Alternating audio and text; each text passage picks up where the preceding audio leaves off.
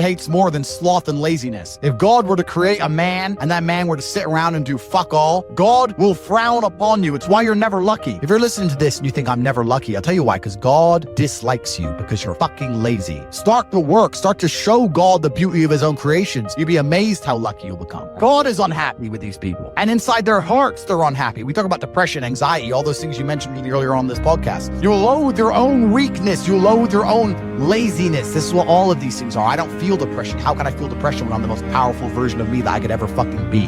Most men are walking through life and they don't realize that it's constant competition. Every single pound they want, someone else wants. Every single girl they want, someone else wants. And they're just sitting there just fucking floundering and wandering through life unaware of how competitive the world is. And this is my point. If the world is truly that competitive, you do not have time to be depressed because it's a non-competitive mind state. You could be depressed for X, Y, Z, whatever. I'm not depressed. And I want the money you want, and I want the girl you want, and I want the status you want, and the car you want, and the house you want. I'm gonna get it and you're fucking not. I don't give a shit what happens to me in my life. I don't care how bad it is. I don't care if the worst, most heinous things I could possibly imagine happen. I know that my sadness, my depression will be temporary because I will never stay a loser. It is against my creed. It's not in my DNA. All of your minds are broken. You can't even focus on anything anymore. You're right. You are constantly distracted to the point where you can't even appreciate the good things in your life. You're distracted. Your minds are broken. You need to rewire your mind and resist the slave programming. If you cannot control your own mind, then you are just a feather in the wind of life, because your own mind is the only thing you can control. You can't control the weather. You can't control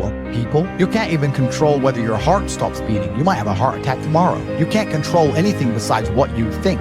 If you cannot control your own mind, then you go through life with zero control, zero influence. You can't control anything. You're just a feather in the wind, waiting for life to blow you from happy place to sad place to happy place to sad place, completely hoping on the gods to be fortunate to you, because if any genuine discomfort comes your way, you're fucked. It's so easy to win if you can control your own mind.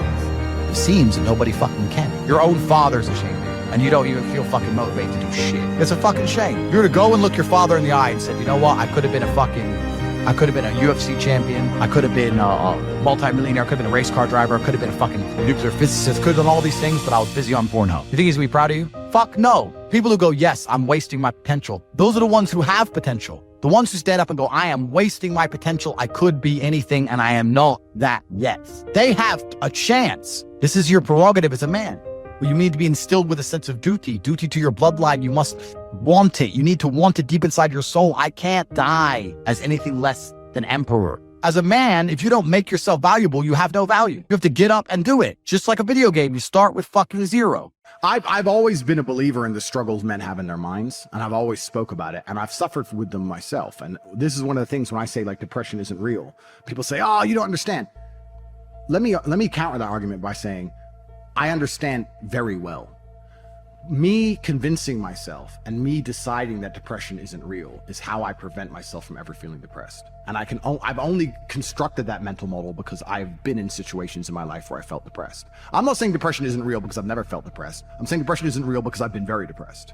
That people don't understand where my mindset comes from. I understand struggle and mental health and all these things. And yeah, jail was another chance to certainly touch on them, because in jail, in real life, when you have my kind of resource, you can distract yourself very easily.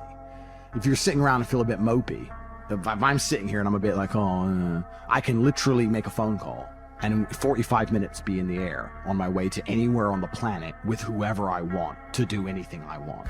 So you can distract yourself. I'm not saying it fixes all mental health, but it distracts you. Whereas in jail, you are stuck alone with your thoughts. And it was certainly a test of my mental resolve. And I would say that I passed. I did well. There was never a day where I broke down. There was never a day where I couldn't handle it. There was never a day where I was, I wasn't polite to the staff. I was very nice to everybody. There was never a day I couldn't hack it. It was certainly a test. And also, Tristan said this. I don't want to take his words, but he's true. You go through life telling everyone you're the baddest motherfucker there is. Sooner or later, someone's going to test you. You walk in the pub and you say, I'm the hardest man there is. Sooner or later, someone's going to fight you. Sooner or later. And life's like that. You want to be the top G and you want to go through life and say, I'm the top G. Then God's going to say, well, we're going to see if you deserve to call yourself the top G or not. We're going to put you in a Romanian jail cell. We're going to leave you there to rot. You're not going to know how long you're in there for. And the biggest mindfuck is I thought I was going to be in there for years. I had no idea. Everyone's telling me years. I thought I was going to be in there for years. So maybe God was just seeing, he was watching me and he was having a look and saying, you want to call yourself top G? Let's see. And I like to think I passed the test. So it is what it is. But yeah, I agree with you. In terms of mental struggles, yeah, they exist for all men. And I also think that's one of the reasons I'm so large. I talk about those things a lot. I talk about those things a lot with men, and I help men with them. And I try and say to men overall that life as a man is pretty shit. And you're going to feel shit for a pretty large percentage of the time. But you're only going to ever escape that if you just perform regardless. You have to perform when you feel bad. As a man, you can't say, I will perform when I feel good. It doesn't work that way because our heads are too complicated and life's too complicated. There's too much on our shoulders and we have too much stress and too much pressure. Our heads are fucked. You have to be the kind of person who says, I perform regardless. I didn't miss a single day's training.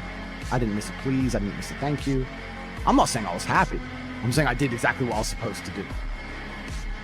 The worst thing about prison, I think, for everybody else, because there was a lot of men in there who were crying, a lot of men who were having mental breakdowns, I think it is the problem I didn't have, which is knowing that if you're a normal man, you go to jail, and they just pick you up and you go to jail. Who pays the rent?